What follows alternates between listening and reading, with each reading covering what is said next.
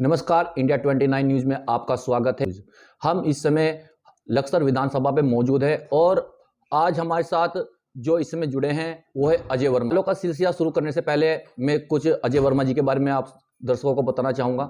अजय वर्मा जी एक पुराने वरिष्ठ नेता है और जिन्होंने बीजेपी में काफ़ी लंबे समय एक वरिष्ठ कार्यकर्ता के रूप में काम किया है। उसके बाद ये तहसील अध्यक्ष भी रहे व्यापार मंडल के। राष्ट्रवादी जनलोक पार्टी में इन्होंने कदम रखा है। हालांकि अजय वर्मा जी अब विधानसभा चुनाव 2022 में चुनाव की तैयारी में भी जुटे हुए हैं। आइए अजय वर्मा जी से बात कर लेते हैं। अजय वर्मा जी, बहुत बहुत स्वागत है आपका इंडिया 29 न्यूज़ में। सबसे पहले आप आने वाले आगामी चुनाव इनके 2022 के विधानसभा चुनाव की आप तैयारी कर रहे हैं, किस रूप से आप इस चुनाव को देख रहे हैं? लक्सर क्षेत्र के विकास के लिए मैंने खुद को समर्पित किया है और जनता की सेवा में मैं निरंतर पिछले 25-30 वर्षों से सामाजिक कार्यों के माध्यम से लगा रहता हूं। तो मुझे लगा कि जिन अपेक्षाओं और आकांक्षाओं के साथ उत्तराखंड राज्य का निर्माण हुआ था, उत्तराखंड राज्य ने चारों ओर कहीं भी किसी विषय पर तरक्की की हो, लेकिन लक्सर हर दृष्टि से मुझे पिछड़ा हुआ लगता है। यहाँ पर शैक्षिक व्यवस्था, स्वास्थ्य व्यवस्था, सड़क व्यवस्था और उत्तरोत्तर विकास के लिए जो आवश्यक हैं, जैसे खेल या कोई औद्योगिक क्रांति, लक्सर क्षेत्र को पिछले 15-20 वर्षों से वहीं के वहीं स्थिर करे रखी है। विकास के नाम पर यहाँ पर कुछ नहीं है। तो मुझे लगा कि अगर मैं कोई नई योजनाएं या नए सपने जो लक्सर की जनता की आकांक्षाएं हैं उन्हें पूरा करने के लिए अगर मैं अपने आप को समर्पित करता हूं, तो मैंने अपने आप को प्रस्तुत किया है। अजय वर्मा जी, आप भाजपा पार्टी में काफ़ी लंबे समय से एक वरिष्ठ कार्यकर्ता के रूप में आपने काम किया है। इस बीच आपने क्या बीजेपी पार्टी से भी कभी चुनाव को लेकर के दावेदारी की है?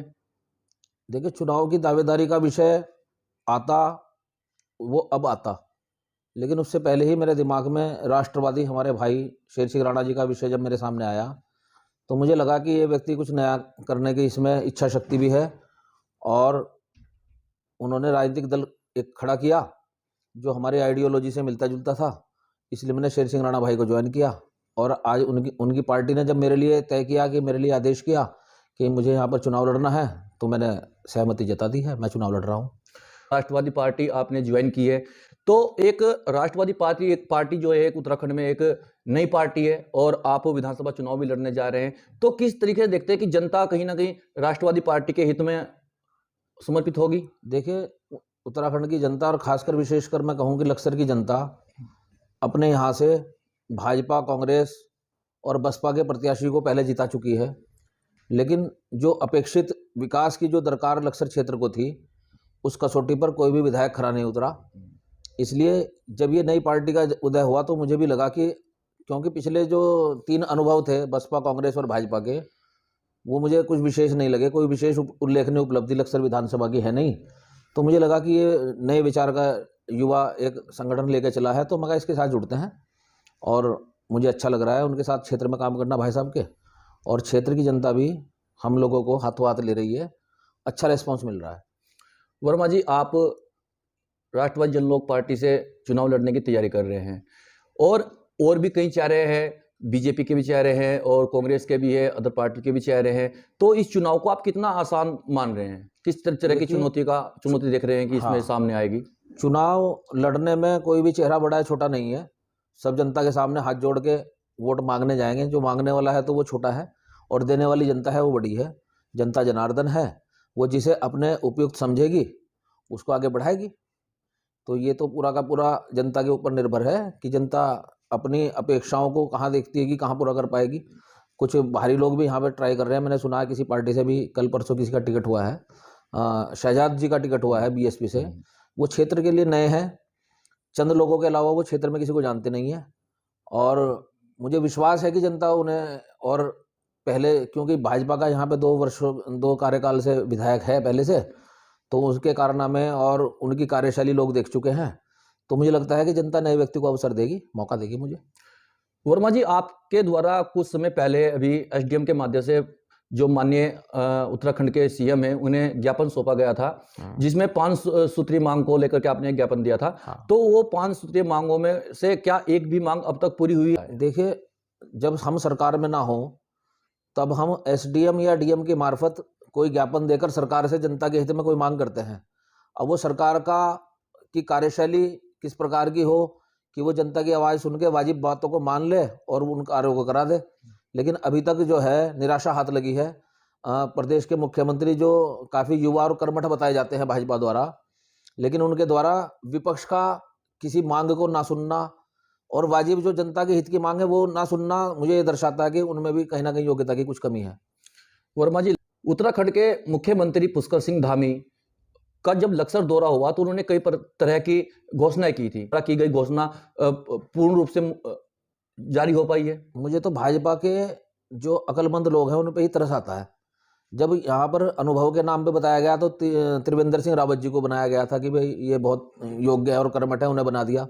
फिर उन्हें लगा कि 3 साल उन्होंने सरकार चलाई, जनता में मैसेज अच्छा नहीं जा रहा, उन्हें हटा दिया।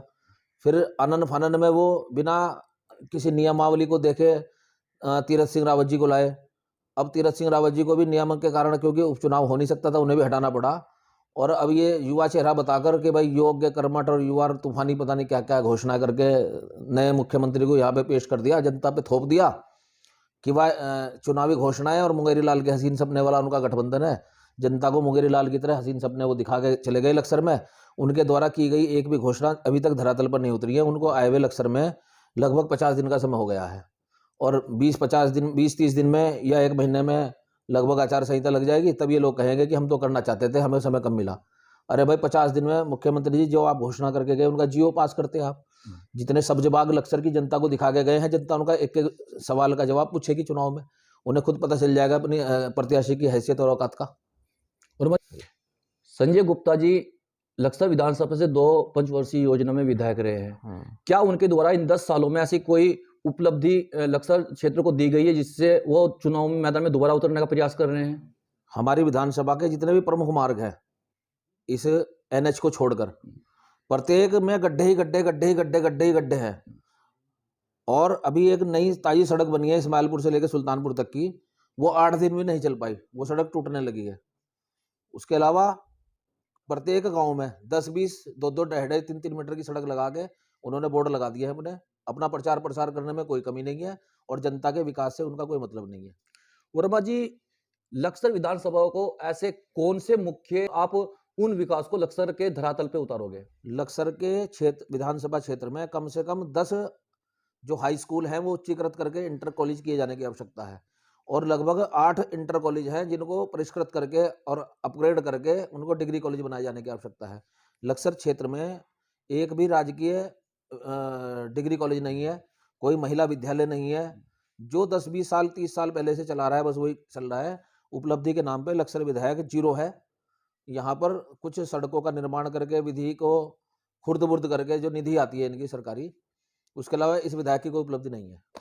धन्यवाद वर्मा जी, बहुत। देखिए, ये हमारे साथ मौजूद थे अजय वर्मा जी, जो राष्ट्रवादी जनलोक पार्टी से चुनाव की तैयारी कर रहे हैं और कहीं ना कहीं जनता के हित में पहले से ही काम करते आए हैं। विकास को लेकर के पहले से ही इन्होंने तत्पर रहे हैं और जनता के साथ चले हैं। आने वाले चुनाव में ये दावेदारी कर रहे हैं। अब देखना इसी बात का होगा कि ये आने वाला विधानसभा चुनाव वर्मा जी के लिए कौन सा ताज लेके आएगा। कैमरा पर्सन के साथ मैं अनिल वर्मा, इंडिया 29 न्यूज, लक्सर।